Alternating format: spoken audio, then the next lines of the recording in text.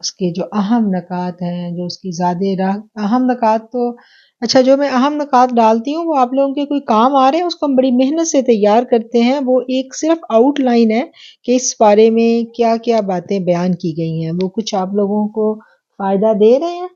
میں یہی کہنا چاہتی ہوں کہ یہ نکات جو ہیں بہت ہی امپورٹینٹ ہے. ہم اس کو اپنے اس میں لکھ رہے ہیں اپنی خلاصے کو. اور آپ جو کل جو خلاصہ دیا تھا وہ تو بہت ہی بہترین تھا. بس سمجھے کہ واقعی اللہ تعالیٰ کے جو قرآن ہے تو وہ تو بس سننے میں جو ایک تاثیر ہے وہ ایک الگ ہی ہے. معجزہ ہے قرآن کے. کچھ سمجھ ہی نہیں آتا کہ اتنا. جب آپ ہم سے پوچھتی ہیں نا کہ آپ کو اپنا بتائیں تو بس ہم کچھ اس شہر میں ہی مبتلا ہوئے ہوتے ہیں تو پتہ ہی نہیں چلتا کہ کیا کہاں ہے. ماشاء اللہ بہت ہی اچھا لگ رہا ہے. الحمدللہ. جزاک اللہ. الحمدللہ. اب اس بات کی سمجھ آئی ہے کہ قرآن کو بار بار پڑھنے والی کتاب کیوں کہا گیا ہے؟ جی جی جی سمجھ آ گئی ہے نا؟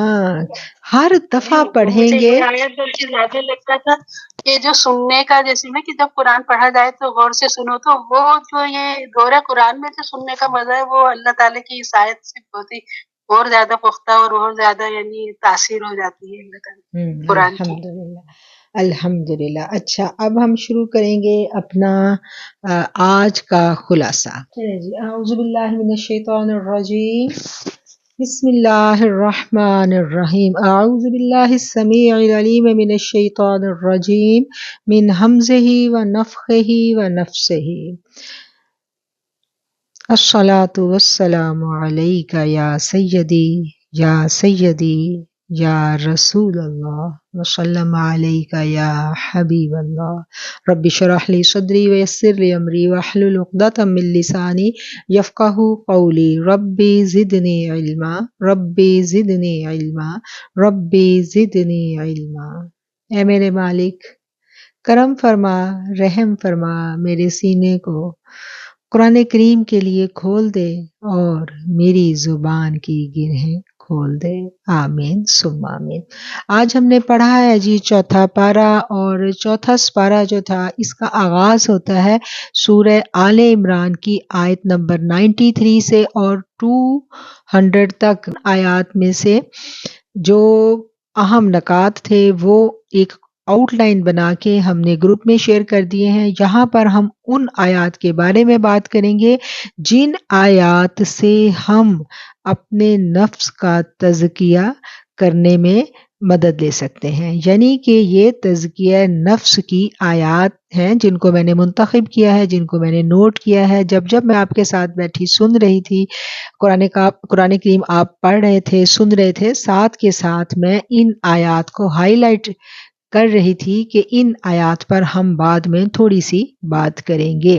تو آغاز ہوتا ہے جی اس پارے کا 92 نمبر آیت سے، اور 92 نمبر آیت ہی وہ آیت ہے جس کو پڑھ کر جب ہم اپنے ایمان کو دیکھتے ہیں تو ندامت کے سوا ہمارے پاس کچھ بچتا نہیں ہے. اللہ نے کہا کہ اپنی محبوب ترین چیز جب تک تم میری راہ میں نہیں دو گے اس وقت تک تم ایمان کے کامل درجے تک نہیں پہنچ سکو گے. اور جب یہ آیت نازل ہوئی تھی تو ہم دیکھتے ہیں کہ صحابہ کرام نے کس طرح اپنی پسندیدہ ترین چیزیں جو ہیں وہ رب کی راہ میں دینی شروع کر دی تھی. اور یہ آیت نازل کب ہوئی تھی؟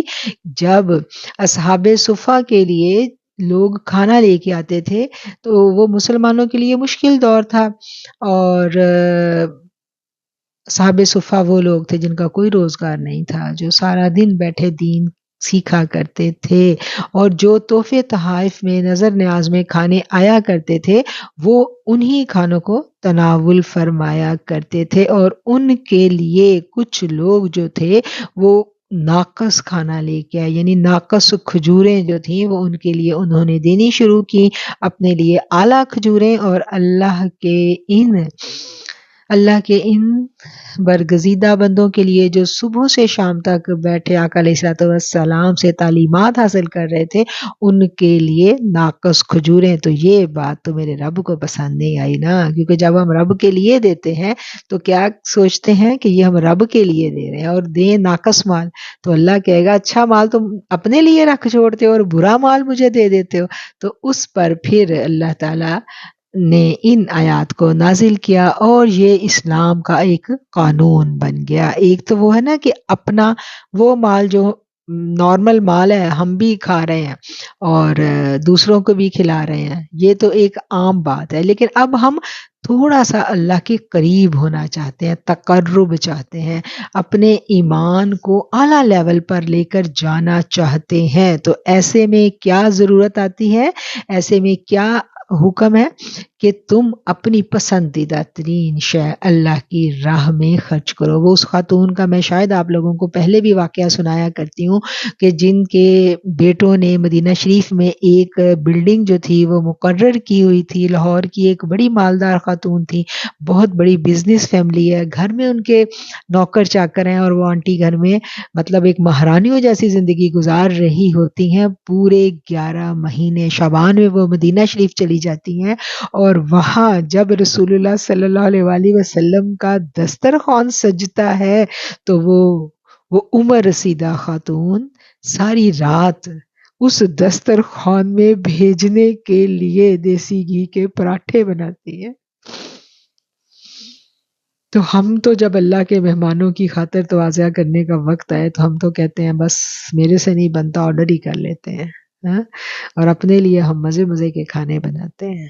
تو میں یہ نہیں کہتی کہ وہ ناجائز ہے، وہ بھی ٹھیک ہے، لیکن کاملیت، اعلیٰ درجہ، تکمیل، جب ہم ایمان کی تکمیل چاہتے ہیں تو ہمیں چوتھے پارے کی اس پہلی آیت کو یاد کر لینا ہے. ابھی آپ قرآن پڑھیں گے نا تو ہر پارے کی جو پہلی آیت ہے نا اس پر تفکر کریں، اس میں ایک بہت زبردست پیغام جو ہے وہ پوشیدہ ہوتا ہے. جب اس کو غور و فکر کریں گے ہم اس آیت کو تو اس پیغام کو ہم نے ڈھونڈنا ہے، اندر اس کے کچھ ہے جس کی خاص بندوں کو تلاش ہوتی ہے. وہ عام بندوں کے لیے اتنا واضح پیغام نہیں ہوتا جتنا خاص بندوں کے لیے ہوتا ہے. تو کیا ہے جی 92 آیت میں ہم نے یہ بات سیکھ لی، سمجھ لی. اس کے بعد آ جاتی ہے اگلی آیت 100 نمبر آیت ہے، جس میں اللہ تعالیٰ نے غیر مسلم لوگوں سے جو کہا ہے نا کہ غیر مسلم لوگوں سے تم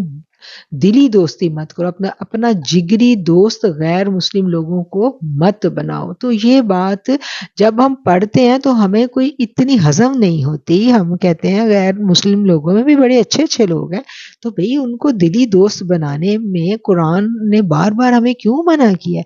اب اس بات کی حکمتیں جب ہم ڈھونڈنے چلتے ہیں تو پھر گاہے بگاہے وہ احکامات ہمیں نظر آنے شروع ہو جاتے ہیں. 100 نمبر آیت کا ترجمہ میں پہلے پڑھوں گی.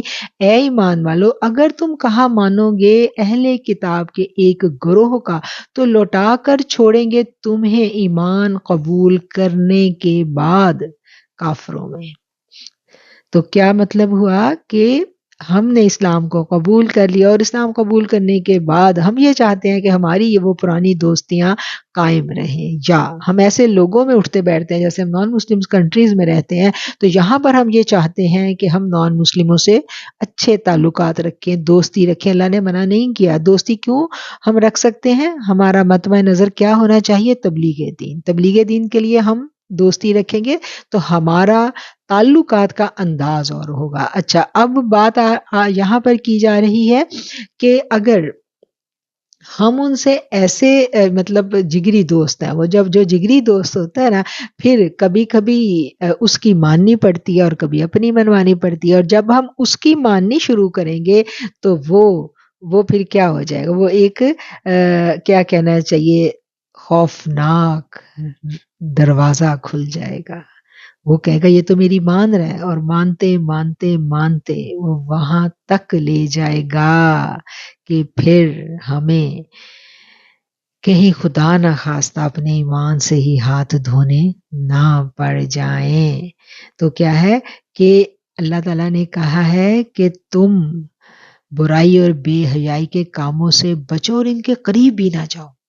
تو یہ کیا ہے کہ جب قریب جاتے ہیں تو پھر جو ان کے درمیان ایک بیریئر ہوتا ہے نا، اس کا خوف، اس کی جھجک ختم ہونے لگتی ہے غیر محسوس طریقے سے. تو یہاں پر یہ پیغام ہمیں دیا گیا ہے، اور اس پیغام کو جب ہم بہت اچھا سا سمجھ لیں تو ہمیں یہ بھی پتہ چل جائے گا کہ جو لوگ بظاہر تو کلمہ گو ہیں لیکن وہ ایمان کی ان حدود کو توڑ چکے ہیں کہ جہاں پر ہمیں ان سے کنارہ کشی اختیار کر لینی چاہیے تاکہ ہمارا اپنا ایمان خراب نہ ہو. اور ہم نے ابھی قرآن میں پڑھا ہے کہ مومن اور منافق جو ہے نا، یہ زیادہ دیر تک دوست نہیں رہ سکتے. ایک وقت آتا ہے کہ ان کی راہیں اللہ جدا کر دیتا ہے کیونکہ نفاق ظاہر ہو جاتا ہے. آپ ممکن نہیں ہے دوستی رکھیں اور پھر گیو اینڈ ٹیک جو ہے نا وہ نہ ہو، اور تھوڑی بات پر وہ راضی نہیں ہوتے جب تک وہ اپنی پوری منوا لے. ہم سودے بازی کر رہے ہوتے ہیں، چلو کچھ کمپرومائز کر لیتے ہیں، تو وہ جو کچھ کمپرومائز ہے نا، وہ اینڈ پہ وہ کمپرومائز کی جو اینڈ ڈیڈ لائن ہوتی ہے وہ کیا ہوتی ہے؟ وہ آپ کو آپ کے مرتبے اور مقام سے ہٹا دیا جاتا ہے، آپ کا ایمان بھی داؤ پہ لگ جاتا ہے. تو یہ وہ باتیں ہیں جن کو ہم نے اپنی زاد راہ کی ٹوکری میں رکھنا ہے. یہ وہ باتیں ہیں جن کو ہم نے اپنی ڈائری میں نوٹ کرنا ہے کہ چوتھے پارے میں ہم نے پہلی بات یہ پڑھی تھی کہ ایمان کی کاملیت حاصل کرنے کے لیے اپنا پسندیدہ ترین چیز جو ہے نا وہ دینی پڑے گی. اور پسندیدہ ترین چیز عورتوں کے لیے آپ دیکھ لیں، اللہ اکبر، جب ہم سیلف چیک اور سیلف انالیسس پہ آتے ہیں تو میں نے پہلے بھی بولا تھا کہ ندامت کے سوا کچھ بچتا نہیں ہے. اور پھر پہلی بات بھی بڑی خوفناک ہے کہ شاید مطلب جیسے صحابہ نے اپنی پسندیدہ ترین چیز دیکھی، یہ باغ بڑا مجھے پسند ہے تو میں وہ اللہ کی راہ میں دے دوں. سیدنا عمر فاروق جو تھے ان کو اپنی لونڈی ایک بڑی پسند تھی، وہ دے دی. مطلب جو چیز پسند ہو. اب 2 جوڑے ہیں نا تو میں 2 جوڑے خرید کے لائی ہوں، دونوں نئے ہیں، ایک ہی برانڈ کے ہیں، تو میں ان کو ایسے کر کے دیکھوں گی جو مجھے زیادہ اچھا لگے گا میں اپنے لیے رکھ لوں گی، اور جو تھوڑا کم اچھا لگے گا وہ میں کسی کو دوں گی، کسی کو مطلب کسی کو گفٹ. اور جب آ جائے اللہ کی راہ میں تو اللہ کی راہ میں کیا، دوست کو تو دوں گی تو کہوں گی دیکھو میں اس کو پہنے ہوئے دیکھوں گی، میری دوست خوش ہو جائے گی، اس کی ایک مسکراہٹ پہ ہی میرا وہ سارا وہ کیا کہنا چاہیے جو خرچہ ہے نا وہ بیلنس ہو جائے گا. تو یہ تو اس کو دینا ہے جس کی طرف مڑ کے بھی دیکھنے سے اللہ نے منع کیا ہے. تو قدم لڑکھڑا جاتے ہیں.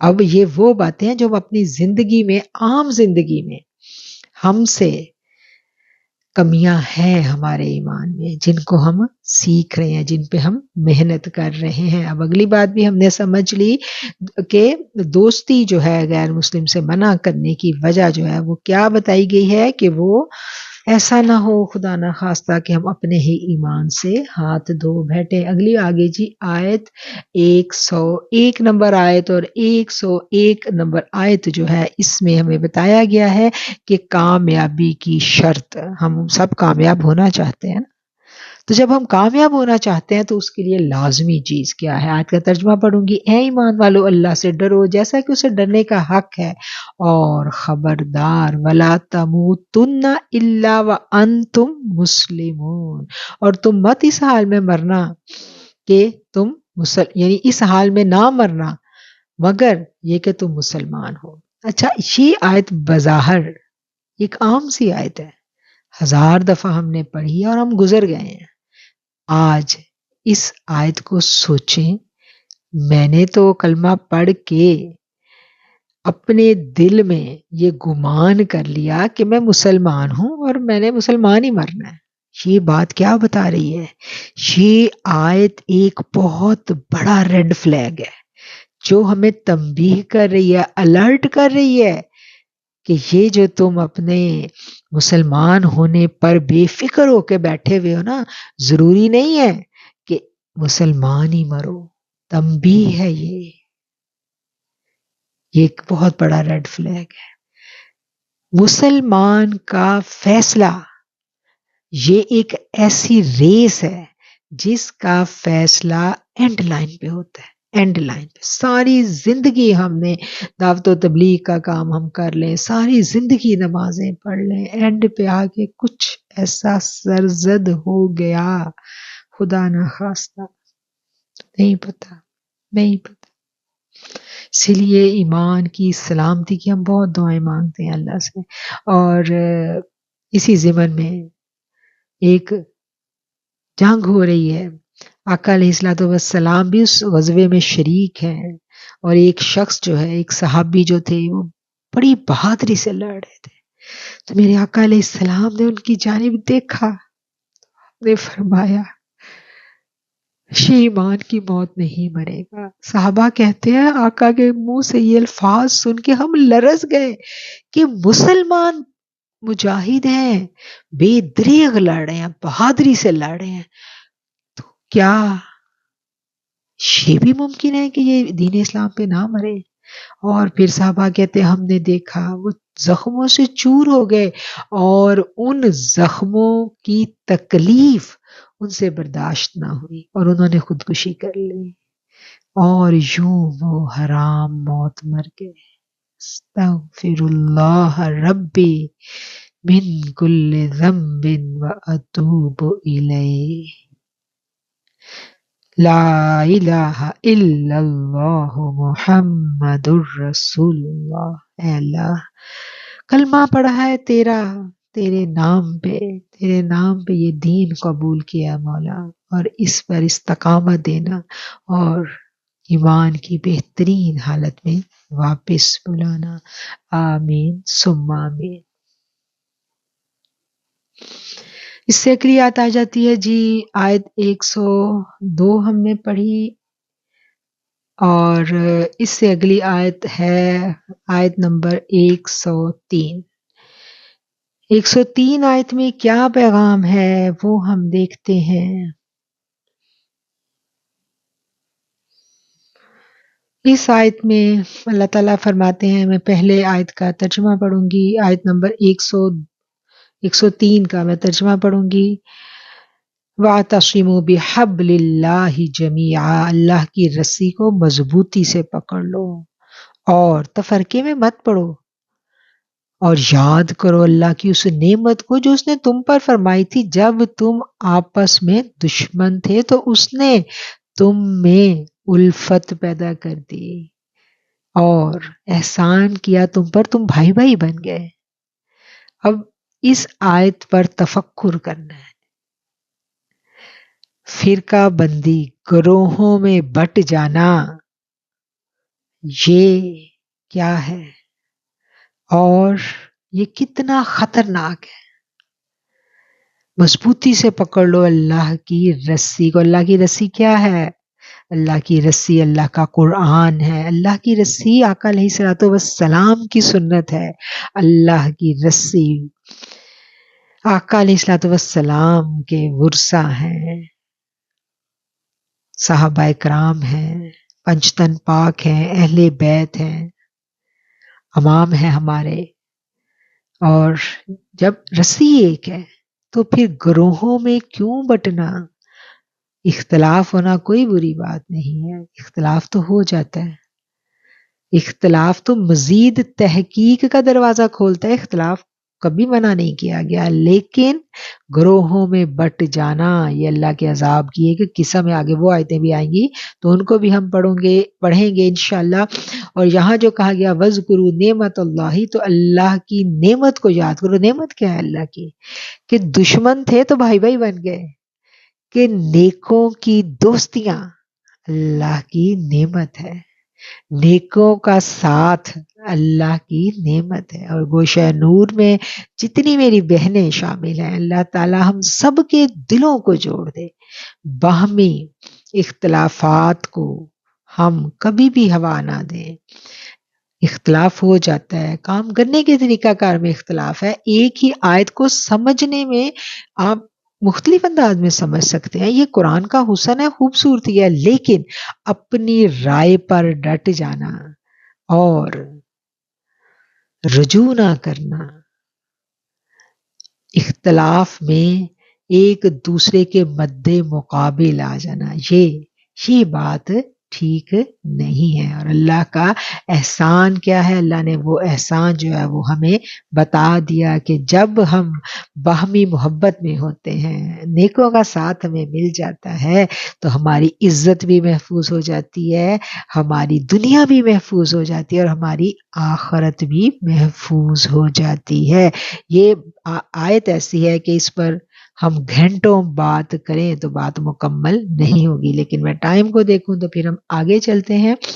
اگلی آیت ہے جی، یہ تینوں آیتیں اکٹھی ہیں۔ اگلی آیت آ گئی، وَلْتَكُمْ مِنْكُمْ أُمَّةٌ يَدْعُونَ إِلَى الْخَيْرِ وَلْتَكُمْ مِنْكُمْ، اور ضرور ہونی چاہیے تم میں سے ایک جماعت ایسی جو امر بالمعروف کرے و نہی عن المنکر کرے۔ اب کیا ہے کہ آقا علیہ الصلوۃ والسلام آخری نبی ہیں، آپ کے بعد کوئی اور نبی نہیں آئیں گے، تو یہ کام پوری امت کے ذمے ہے کہ ساری امت جو ہے وہ تبلیغ کا کام کرے۔ لیکن ایسا ایک حد تک تو ممکن ہے، لیکن مجموعی طور پر ایسا ممکن نہیں ہے، کیونکہ تبلیغ کا کام ایسے نہیں ہے کہ ایک آپ اس کو پارٹ ٹائم کریں، یہ ہمہ وقت کام ہے۔ اس کے لیے آپ کو ایفرٹ کرنی پڑتی ہے بہت، اس کے لیے آپ کو تربیت چاہیے ہوتی ہے، اور اس تربیت کے لیے کیا ہے کہ علماء اکرام نے، بزرگان دین نے، اولیاء اکرام جو ہیں ہمارے، انہوں نے بڑی محنت کی، بڑی ایفرٹ کی، اور اس آیت کے نتیجے میں ہم دیکھتے ہیں کہ آج ہم مسلمانوں میں ایسے ذمہ داران موجود ہیں جو کہ تبلیغ کا کام خود بھی کرتے ہیں، اور اس کام کے لیے وہ باقاعدہ ٹریننگ دیتے ہیں، تربیت دیتے ہیں۔ یہ کام آسان کام نہیں ہے، اس کام کو تربیت کے بغیر اور پشت پناہی کے بغیر کرنا ممکن نہیں ہے۔ ٹھیک ہے، سمجھ میں آ گئی بات؟ تو جو ہم یہ کہیں کہ میں تو اپنے طور پہ کر رہی ہوں، تم اپنے طور پہ کری، ہم تو سب کام کر رہے ہیں، بھئی پھر ہم اپنا اپنا کام کریں، تو اس چیز کو سمجھیں۔ وَلْتَكُمْ مِنْكُمْ أُمَّةٌ، تم میں ضرور ہونی چاہیے ایک ایسی جماعت، یہاں پر ایک فرد نہیں کہا گیا، سمجھ میں آ گئی بات؟ بڑی امپورٹنٹ بات ہے، ایک ایسی جماعت ہونی چاہیے۔ جماعت کے سر پہ اللہ کا ہاتھ ہوتا ہے، اور جماعت جو ہے نا وہ ایسے نہیں ہوتی شتر بے مہار جدھر منہ اٹھایا چل پڑے۔ جماعت ایک فارمیٹ پر کام کرتی ہے، ایک نصب العین پہ کام کرتی ہے، ایک طریقہ ہوتا ہے جس کے تحت جماعت چلتی ہے، ٹھیک ہے؟ اور جماعت کا ایک امام ہوتا ہے، اور اولو الامر کی فرما برداری جو ہے نا وہ بھی مسلمانوں پر لازم کی گئی ہے۔ قرآن نے حکم دیا ہے، پراپر احکامات ہیں، ابھی آیتیں آئیں گی وہ، کہ جب تم ایک جماعت کے تحت مل کے چلو تو پھر کیا ہے، اولو الامر کی فرما برداری کرو، فرما برداری۔ اولو الامر کی کیا ذمہ داری ہے کہ وہ کسی کام سے پہلے اپنے ساتھیوں سے مشاورت کرتے ہیں، ان کی ذمہ داری کیا ہے؟ مشاورت، اور فائنل ڈیسیژن وہ اس مشورے کی روشنی میں کرتے ہیں۔ ایک ہی جماعت کے دو امام ممکن نہیں ہے، ایک بس کو ایک ہی ڈرائیور چلائے گا۔ یہ بات سمجھنے کی، اگر یہ بات سمجھ میں نہیں آئے گی تو ہمیں دین کی روح سمجھ میں نہیں آئے گی۔ تو کیا ہے اجتماعیت؟ کیا ہے؟ وَلْتَكُمْ، تم میں لازمی ہونی چاہیے ایک جماعت۔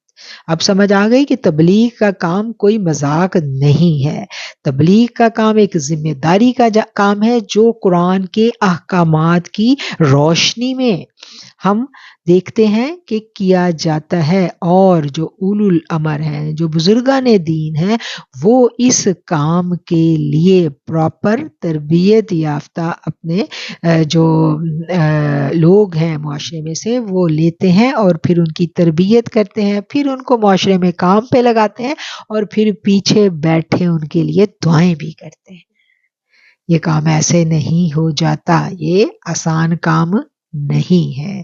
جو امام ہوتا ہے نا وہ پیچھے پشت پناہ ہوتا ہے۔ پشت پناہ ایسے نہیں ہے کہ آپ کسی کو آپ تربیت دیتے ہو، پڑھاتے ہو، سکھاتے ہو، پھر اس کو بھیج کے اس سے غافل ہو جاؤ، نہیں، غافل نہیں ہوتے وہ باقاعدہ آپ کی پشت پناہی کر رہے ہوتے ہیں، روحانی طور پر ان کا ہاتھ آپ کے سر پر ہوتا ہے، تو پھر ہی آپ یہ کام کر سکتے ہیں، ورنہ تو مبلغ ایک دن نہ چل سکے، ٹھیک ہے نا۔ اور اگر منمانی تبلیغیں ہوں گی تو پھر جو آج ہمارے ساتھ ہو رہا ہے یہی ہوگا۔ ہاں جی، اب آگے ہے جی آیت نمبر 110۔ اس میں اللہ تعالیٰ فرماتے ہیں بہترین امت ہے جو نکالی گئی لوگوں کے لیے۔ کون سی امت بہترین ہے؟ ہمیں کہا جا رہا ہے کہ امت محمدیہ صلی اللہ علیہ وسلم ایک بہترین امت ہے جو لوگوں کے لیے نکالی گئی ہے، اور اس امت کا کیا کام ہے؟ تأمرون بالمعروف وتنہون عن المنکر، جو نیکی کا حکم دیتے ہیں اور برائی سے روکتے ہیں، اور وہ ایمان رکھتے ہیں اللہ پر۔ تو ہماری جو کیا کہنا چاہیے، اس وقت جو ہماری امت کا حال ہے اس کو دیکھ کے ہمیں لگتا ہے کہ مسلمانوں سے استغفر اللہ نعوذ باللہ بری امت ہی کوئی نہیں ہے۔ قرآن نے یہ نہیں کہا، قرآن نے کیا کہا ہے کہ یہ تو بہترین امت ہے۔ آج اس کے ساتھ جو ہو رہا ہے اس لیے ہو رہا ہے کہ یہ اپنے مرتبے اور مقام سے گر گئی ہے، قرآن کو اس نے سمجھا نہیں ہے، قرآن کو اس نے اپنی زندگیوں میں نہیں شامل کیا، اس وجہ سے یہ اپنے مرتبے اور مقام سے گر گئی ہے۔ اچھا، یہ جو 113 آیت ہے، 113 اور 114، یہ دونوں آیتوں کو ہم اکٹھا ہی سمجھیں گے، ایک ہی مضمون ہے جو دونوں میں بیان کیا گیا ہے۔ ان آیتوں میں اہل ایمان کی خصوصیات جو ہیں وہ بیان کی گئی ہیں کہ اہل ایمان کون ہے، کون سی نشانی ہے جسے ہم پہچانتے ہیں کہ یہ اہل ایمان ہے، تو وہ نشانیاں یہاں بیان کی گئی ہیں۔ آیت شروع ہوتی ہے لیسو سوا، سب برابر نہیں ہیں، سب یکساں نہیں ہیں۔ من اہل الکتاب، اہل کتاب میں سے ایک گروہ حق پر قائم ہے، یہ لوگ تلاوت کرتے ہیں اللہ کی آیتوں کی رات کے اوقات میں، اور وہ سجدے کرتے ہیں۔ اب پہلی نشانی جو ہمیں پتہ چلی یہاں پر اہل ایمان کی، وہ کیا ہے کہ اللہ کی آیتوں کو تلاوت کرتے ہیں۔ پھر اس کے بعد کیا ہے کہ آیات اللہ آناء اللیل وہم یسجدون، اللہ کی آیتوں کی رات کے اوقات میں تلاوت کرتے ہیں، سجدے کرتے ہیں۔ تو قیام اللیل کیا ہے؟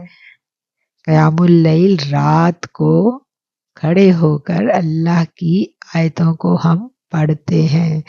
نماز، اگر ہم نے پچھلے سال بھی اس ٹاپک پر بات کی تھی، ڈیٹیل کے ساتھ کی تھی، جو نئے ساتھی آئے ہیں ان کو میں بتا دوں کہ نماز کی جو روح ہے نا، اس کو پانے کے لیے ہمیں نمازوں پر محنت کرنی پڑے گی۔ جو نماز کو قائم کرنا ہے نا، اور جو کہا گیا ہے نماز کو قائم کرو، نماز کی حفاظت کرو، تو اس پر ہمیں محنت کرنی پڑے گی۔ اور اس محنت میں پچھلے سال ہم نے بہت ڈیٹیل سے جو تھے پروگرامز کیے تھے، وہ جو لوگ نئے ہیں وہ ان کو یوٹیوب پہ جا کے سن بھی سکتے ہیں۔ تو اس میں ایک ٹپ یہ بھی تھی کہ ہم زیادہ سے زیادہ قرآن کریم جو ہے وہ زبانی یاد کریں، ترجمے کے ساتھ یاد کریں، اور پھر لمبی قرات کریں اور لمبی لمبی صورتیں یاد کریں، پھر ان کو ہم نماز میں پڑھنا سیکھیں۔ ہمیں نماز جو ہے نا بڑی جلدی میں پڑھنے کی عادت ہے، تو نماز کو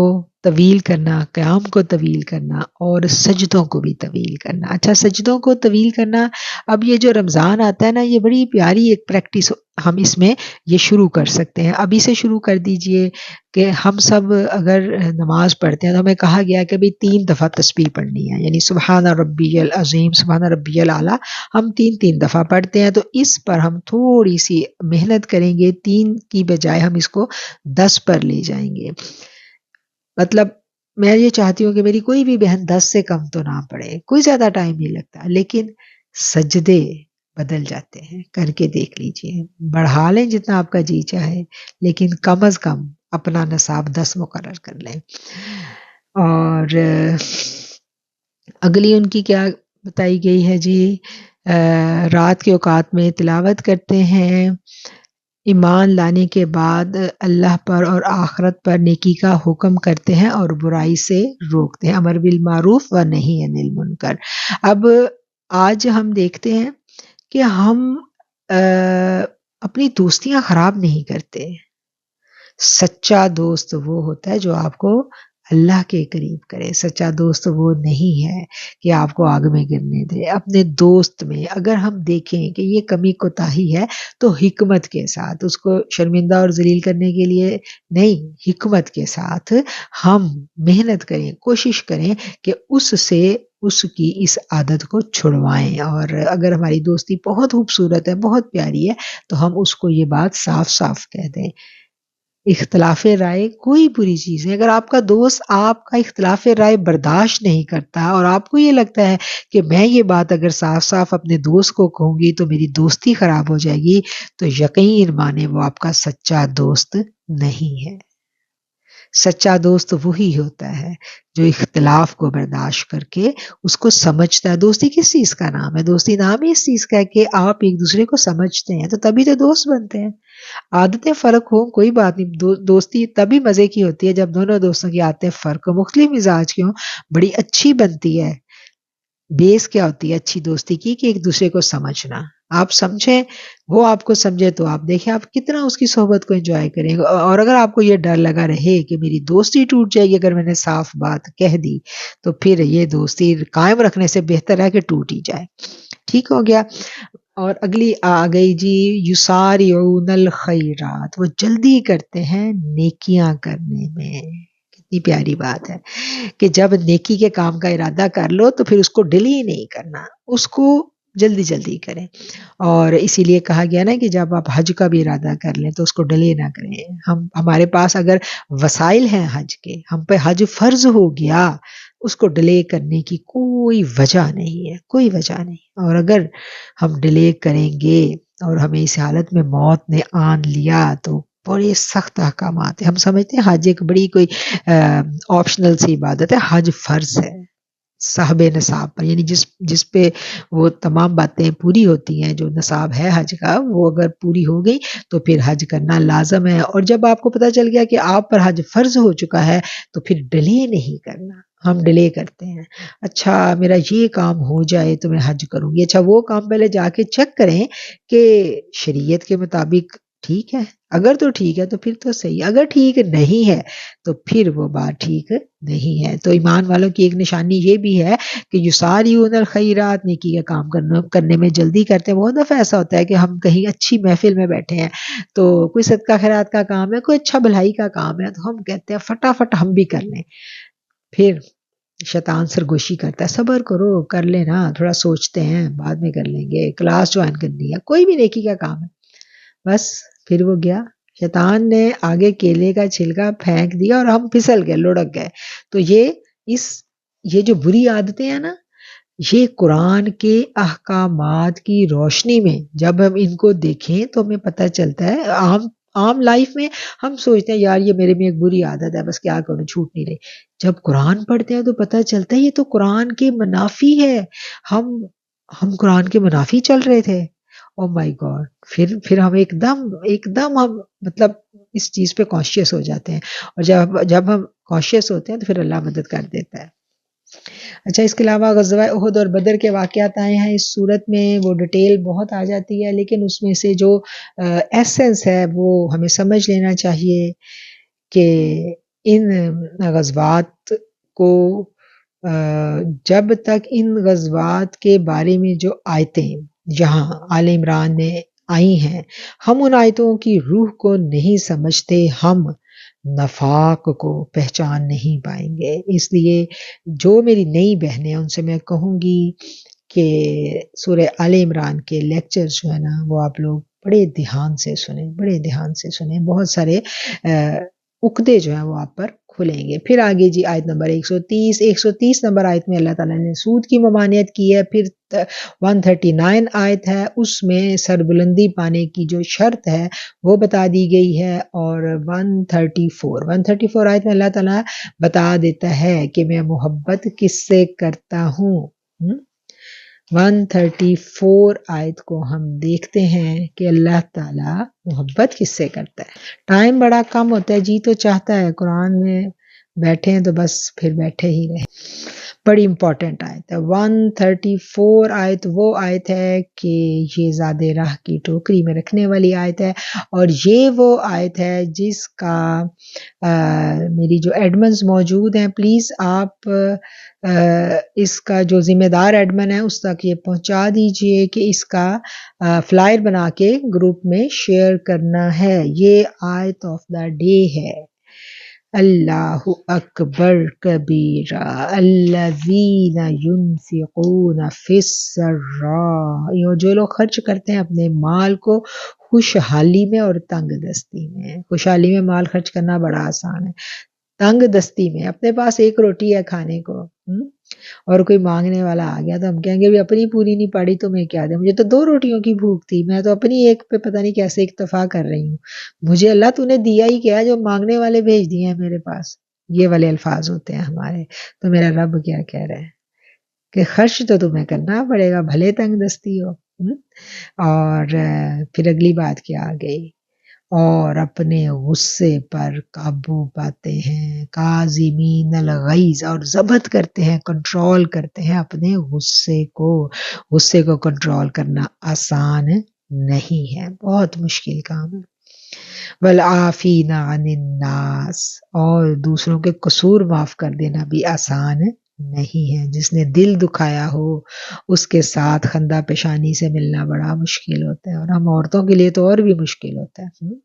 ہم کہتے ہیں بھئی ہم سے معافی نہیں دی جاتی. جب ہم تکلیف میں تھے تو یہی رشتہ دار تھے نا جو ہمیں تنگ کر رہے تھے، تو آج تو ہم ان کو بس سبق سکھائیں گے. تو یہ وہ آیت ہے کہ جو مطلب ہمیں یاد ہونی چاہیے. اس کو ہر وقت ہمیں اپنی اکھیوں کے سامنے رکھنا چاہیے کہ ہم یہ چاہتے ہیں کہ رب ہم سے محبت کرے. جی چاہتا ہے نا کہ اللہ ہم بھی ایسے بن جائے، ہمیں کوئی ایسا وظیفہ پتہ چل جائے. اگر ہمیں پتہ چلے کہ یہ وظیفہ کرنے سے ہم اللہ کے محبوب بن جائیں گے. آپ کو پتہ ہے کہ جو اللہ کے محبوب ہوتے ہیں ان کے اوپر پھر اللہ کے کرم کتنے ہوتے ہیں. میرا رب کہتا ہے جب وہ کوئی بات کہہ دیتے ہیں تو میں کر دیتا ہوں، پھر اللہ ان کی موڑتا نہیں ہے. جو ولایت کے اعلیٰ مقام پہ ہوتے ہیں ان کی باتیں ہم اولیاء کرام کے قصے سنتے ہیں تو کیسا دل مچلتا ہے. ہمیں پتہ چل جائے کہ یہ وظیفہ کرنے سے میں ولایت پا سکتی ہوں تو آپ دیکھیں میں تو ساری رات کھڑے ہو کے وہ وظیفہ کروں گی، بے شک مجھے ایک پاؤں پہ کھڑے ہونا پڑے. لیکن ولایت پانے کا یہ وظیفہ جو ہے نا، یہ سورہ آل عمران کی 134 آیت میں بتا دیا گیا کہ ایک تو تنگ دستی میں خرچ کرنا، پھر اوپر سے غصے کو قابو کرنا، اور لوگوں کے قصور معاف بھی کرنے. وہی شیخ عبد القادر جیلانی کا قول آ گیا سامنے کہ مخلوق کو بے عیب دیکھو. بھئی بڑا مشکل ہے دیکھنا بے عیب. عیب تو بڑے نظر آتے ہیں، روز نظر آتے ہیں، غلطیاں کوتاہیاں ہم سے ہو جاتی ہیں. اچھا یہ بھی ہم نے زیادہ اس بات پر بھی ہم بعض اوقات ہو جاتے ہیں کہ بھئی ہم پرفیکٹ ہو جائیں. ہم پرفیکٹ صرف اللہ کی ذات ہے، وہی یا اس کے نبی، ٹھیک ہے نا. تو ہم سے ہو گئی، سرزد ہو گئی، تو ہم نے کیا کرنا، فوری رجوع. جو ہی یاد آیا، جو ہی احساس ہوا، معافی مانگ لینی ہے. اللہ سے معافی مانگنی ہے، اپنے اس دوست سے معافی مانگ لینی ہے، اپنے اس رشتہ دار سے معافی مانگ لینی ہے. اچھا اب ہم معافی بھی نہیں مانگ سکتے. ہم کہتے ہیں کہ بھئی قصور تو اس کا تھا، میں کیوں معافی مانگوں. تو پھر ہم نے رسول اللہ صلی اللہ علیہ وسلم کے پاس چلے جانا ہے. تو میرے آقا علیہ السلام نے کیا فرمایا تھا کہ جو کوئی حق پر ہوتے ہوئے جھگڑا چھوڑ دے، میں اس کو جنت میں بیچوں بیچ گھر کی ضمانت دیتا ہوں. بڑی خوبصورت حدیث ہے یہ. اور آگے آ گئی جی 139 آیت ہے، اور تم ہمت مت ہارو، ولا تہنوا ولا تحزنوا، ہمت مت ہارو اور غم بھی نہ کرو، اور تم ہی سر بلند ہوگے اگر تم سچے مومن ہو. کتنی خوبصورت آیت ہے. گرنے ہی نہیں دیتی. بلیو کریں زندگی میں بہت دفعہ انسان گرتا ہے، بہت دفعہ گرتا ہے، اور اس کو لگ رہا ہوتا اب میں نہیں اٹھ سکوں گا، اس بار گرا تو اب نہیں اٹھ سکتا. تو پھر یہ قرآن ہمیں اٹھاتا ہے. قرآن کیا کہہ رہا ہے؟ ہمت نہیں ہارنی، ہمت نہیں ہارنی اور غم بھی نہیں کرنا. جو ناکامی ہو گئی، جو پس گئے، جو مارے گئے، نو، اللہ ہے نا، غم نہیں کرنا. اٹھو پھر کوشش کرو. جب پھر ہم کوشش کریں گے تو پھر کیا اللہ کہتا ہے؟ تم ہی سر بلند ہوگے، یعنی کامیابی تمہیں کو ملے گی. اور اس کے ساتھ ہی آگے کہہ دیا ان کنتم مومنین، اگر تم مومن ہو، اگر تم مومن ہو. اور اس پر غور کرنا ہے. اگر تم مومن ہو بہت کچھ سمجھ میں آئے گا. اچھا جن بہنوں کو جلدی ہے وہ لیو کر سکتی ہیں کیونکہ ٹائم زیادہ ہو رہا ہے. اس کی انشاءاللہ ریکارڈنگ آئے گی، دعا کیجیے گا ریکارڈنگ ٹھیک ہو. آگے جی 140. اللہ اکبر کبیرہ. کیا تم گمان کرتے ہو کہ یوں ہی جنت میں داخل ہو جاؤ گی، حالانکہ ابھی دیکھا ہی نہیں اللہ نے ان لوگوں کو جنہوں نے جہاد کیا تم میں سے، اور دیکھا ہی نہیں آزمائش میں صبر کرنے والوں کو. یعنی یہ دو بہت بڑے کام ہیں. صبر کرنا بہت بڑا کام ہے، اور اللہ کی راہ میں لڑنا بھی بہت بڑا کام ہے. اللہ کہتا ہے کہ تم گمان کرتے ہو کہ یہ دو بڑے کام کر کے تم جنت تمہیں مل جائے گی. اللہ نے تمہیں ابھی جانچا ہی نہیں ہے. یعنی ان دونوں اعلیٰ کاموں کے کرنے کے باوجود بھی کچھ اور ہے، کچھ اور آزمائش ہے جو مقصود ہے، اور وہ آزمائش ہوتی ہے نیت کی آزمائش. ٹھیک ہے نا؟ تو یہ بہت مشکل آیتیں ہیں. پھر جی چاہتا ہے اللہ ہم سے پیار کرے تو اللہ کیا کہتا ہے؟ اللہ گاہے بگاہے اپنی نشانیاں بتاتا ہے میں کن سے پیار کرتا ہوں. اللہ کہتا ہے واللہ یحب الصابرین.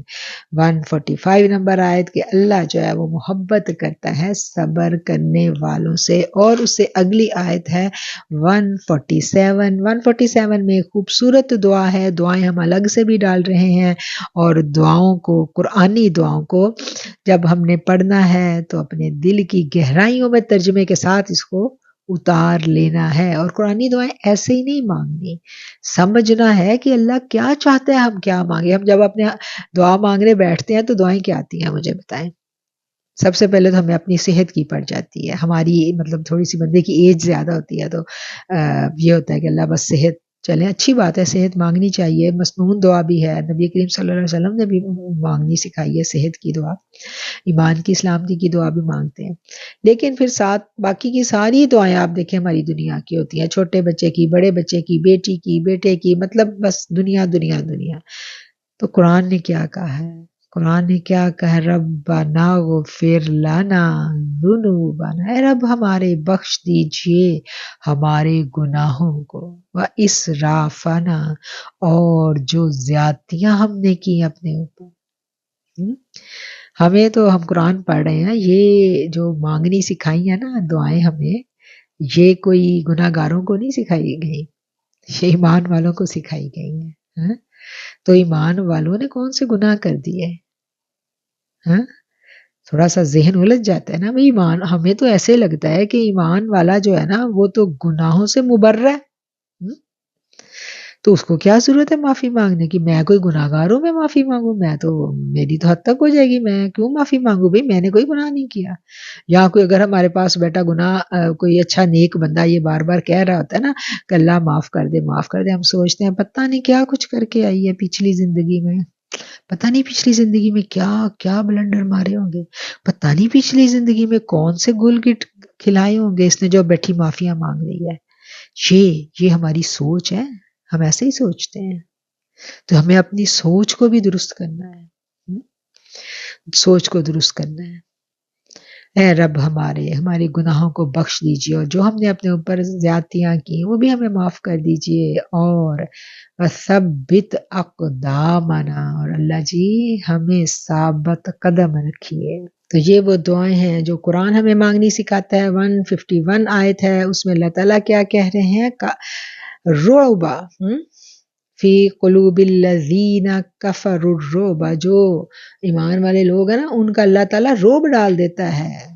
तो हमें ऐसे लगता है कि अगर हम ईमान वाले हैं और हम कोई अपना ईमानी हुलिया बना के कहीं जाएंगे, ऐसे होता है ना कि हमें कहीं जाना है, हम कहेंगे हम अपना ईमानी हुलिया बना के जाएंगे तो हमारी तो बड़ी बेइज्जती हो जानी है, हमारे घर वाले ही हमें बोलने लग जाते हैं कि भाई अब तुम इस हुलिये में वहां जाओगी तो बड़ी बेइज्जती होगी, और हम बेचारे फंसे होते हैं। कुरान क्या कहता है? कुरान कहता है ईमान वालों का तो रोब ही बड़ा है, जहां ईमान वाला होगा उसकी हैबत होगी इर्द गिर्द वालों के ऊपर। अच्छा जी, आगे आ गई है आयत 154 आयत जो है ये बड़ी इंपॉर्टेंट आयत है, और ये इस आयत को आयत कुतब भी कहा जाता है। ये आयत हम सबको ज़ुबानी याद होनी चाहिए। ये आयत बहुत ज़बरदस्त हिफाजत के लिए पढ़ी जाती है, और ये उहद के मौका पर नाज़िल हुई थी। और इस आयत में ऐसे कलमात हैं जिनकी ये तासीर बुजुर्गान दीन फरमाते हैं कि अगर कहीं खुदा ना खास्ता कहीं नेगेटिव एनर्जी का शायबा है या बच्चों पर कोई नेगेटिव एनर्जी असरअंदाज हो रही है तो इस आयत का दम बहुत ज़बरदस्त दम है। इस आयत का कहीं जाने की ज़रूरत नहीं है, कहीं से तवीज़ गंडा करवाने की ज़रूरत नहीं है, बस ये आयत पढ़ें, दम करें, दम करके दम वाला पानी छिड़कें तो इस आयत की तासीर देखें। बहुत कमाल की आयत है। इसको हम जो तसव्वुफ वाले हैं वो इसको आयत कुतब कहते हैं। इस आयत की बहुत लंबी तफसीर है, मैं उसमें नहीं जाऊंगी, लेकिन मैंने इस आयत की जो तासीर है वो यहाँ बयान कर दी कि ये आयत जो है ये आपके दिल को बहुत ताकतवर कर देती है। और जिनको शौक है वो इस बारे में जो हमारा लेक्चर है डिटेल तफसीर का वो सुन लें। आगे जी 164 नंबर आयत 164, ये बड़ी मशहूर आयत है।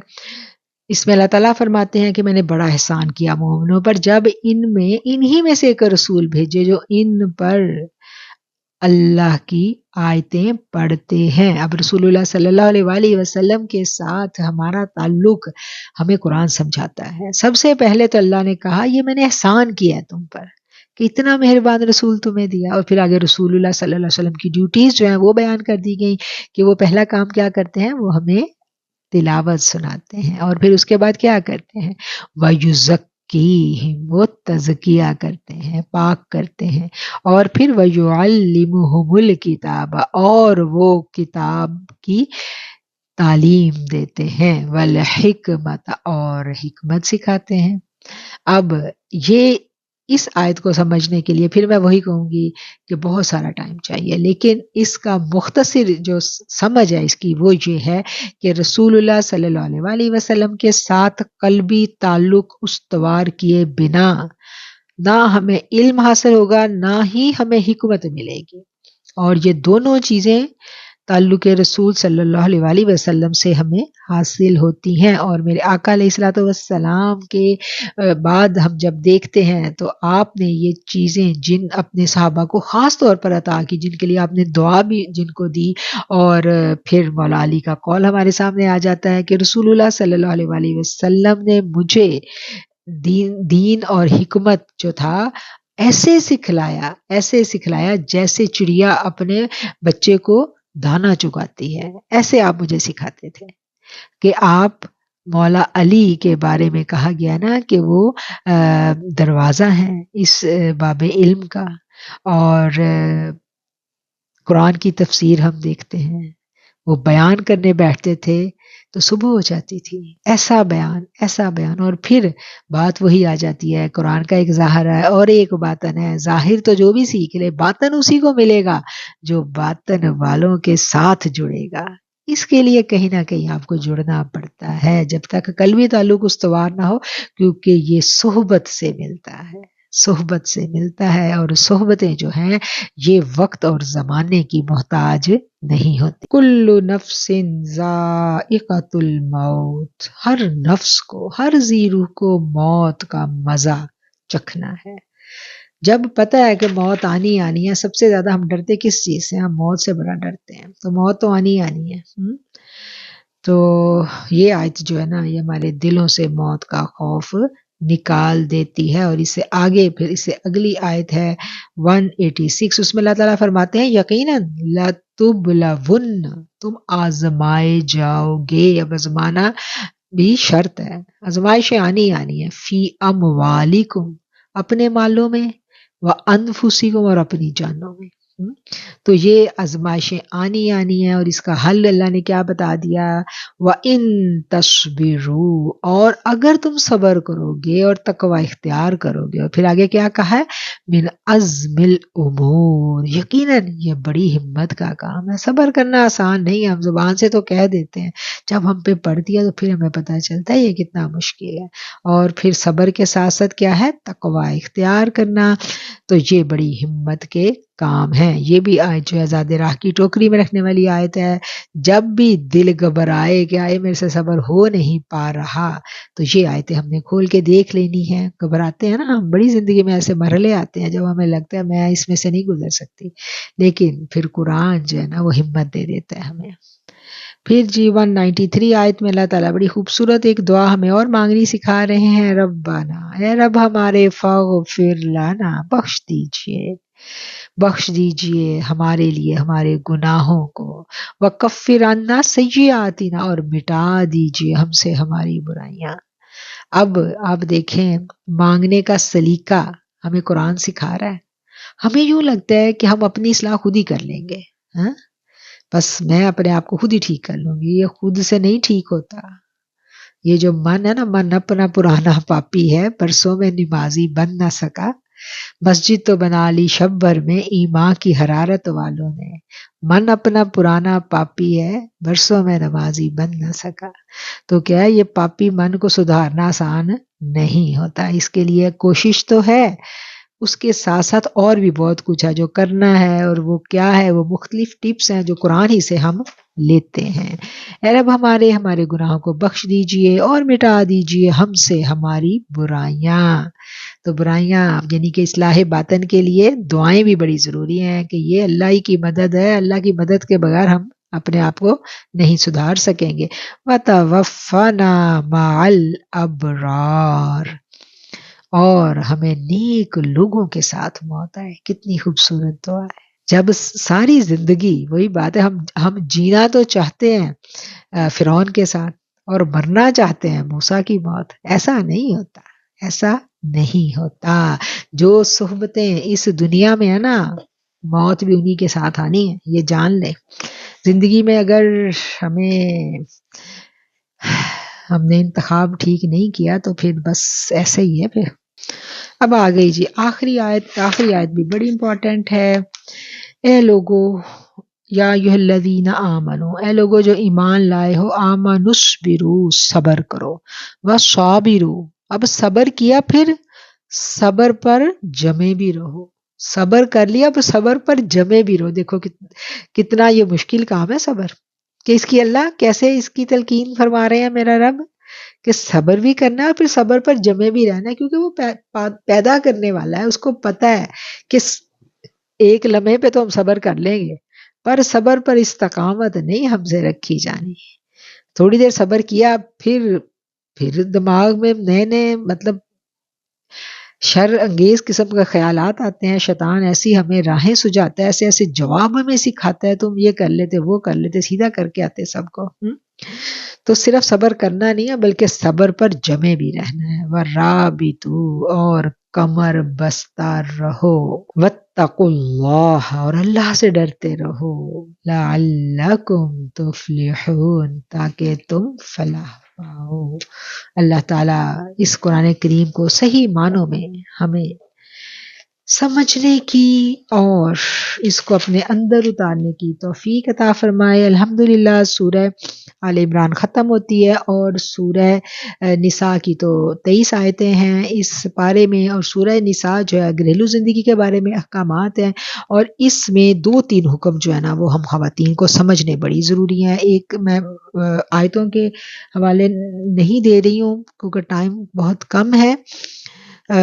سٹارٹ میں ہی اللہ تعالیٰ نے ہمیں کہہ دیا، شروع میں ہی ہم دیکھتے ہیں کہ رحم کے رشتوں کو توڑنے کی قطعی ممانعت پہلی آیت میں ہی ہمیں مل جاتی ہے. پہلی ہی آیت میں اللہ نے کہہ دیا کہ رحم کے رشتے کاٹنے نہیں ہیں، اور یہ رشتے جو اللہ کے نام پر بنائے جاتے ہیں ان کے بارے میں اللہ سے ڈرتے رہنا۔ اللہ کے نام پر کون سے رشتے بنائے جاتے ہیں؟ نکاح کا رشتہ، میاں بیوی کا رشتہ، یہ اللہ کے نام پر ہے، اور جو رحم کے رشتے ہیں وہ اللہ نے بنا کے بیچے ہیں۔ بڑے سخت احکامات ہیں، بڑے حقوق ہیں۔ اللہ کہتا ہے میرے نام پہ تم ایک دوسرے سے حق طلب کرتے ہو، ہاں؟ اور رحم کے رشتے کاٹنا، جس کو ہم قطع رحمی کہتے ہیں۔ رحم کے رشتے کون سے ہیں؟ جو ایک رحم سے بچے پیدا ہوں، یعنی ایک ماں کی اولاد، سگے بہن بھائی، بڑا سخت حکم ہے کہ اگر اس کو کاٹ دیا تو لیلۃ القدر میں بھی اللہ اس بندے کی مغفرت نہیں کریں گے۔ اللہ تعالی ہمیں اپنی پناہ عطا فرمائے۔ رحم کے رشتوں کے بڑے حق ہیں، بڑے حق، بڑے حق ہیں۔ اللہ تعالی ہمارے دلوں کو ہر طرح کے نفاق سے، بغض سے، کینے سے بچائے۔ یہ دو بہت اہم باتیں ہیں اس میں، ایک تو رشتوں کے بارے میں، اور دوسری اہم آیت جو ہے وہ اسی صورت میں ہے، تیسری آیت ہے جس میں کثرت ازواج کا تعلق آتا ہے کہ ایک سے زیادہ شادیوں کی اجازت اسلام نے دی ہے۔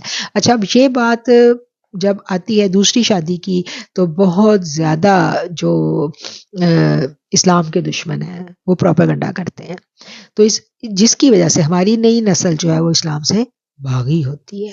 یہ بات سمجھ لینی ہے، کہیں دو شادیوں کا حکم نہیں ہے، حکمن نہیں کہا گیا۔